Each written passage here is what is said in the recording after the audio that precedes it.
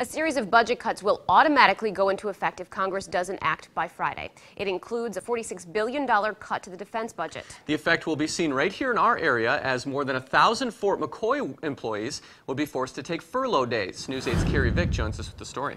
Well, about 1,500 civilian military workers will be required to take a furlough day once a week until September should these budget cuts take place. And while that will take a toll on their wallets, local businesses are also set to take a hit.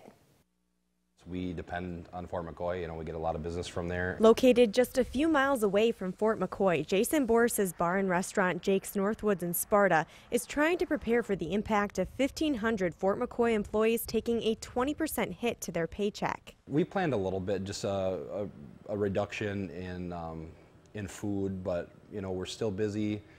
The biggest thing that we see is this is coming along. People are scared. They're going to start tightening up their belts a little bit. I know there's a lot of unknowns and, again, a lot of uncertainty. Fort McCoy Public Affairs Officer Linda Fournier says some of the employees that could be impacted are already preparing. They are looking and saying, okay, if I'm going to have less money coming up in April, if this happens, maybe I'm going to make decisions today to help better position me. While some of those decisions will help the employees with less take-home pay, it may have a negative trickle-down effect on businesses. I think the discretionary income, where you go out and you go to the restaurants, you go to movie theaters, you need to go out and buy a new pair of shoes, those things will have to be on hold for a while because you have to pay the mortgage. People have tight paychecks and tight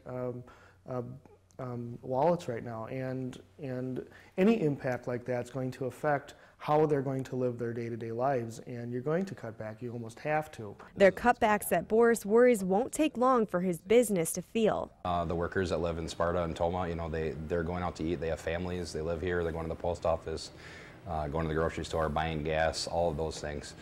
Those are the things that impact us as local businesses, and that's the things that hurt us the most.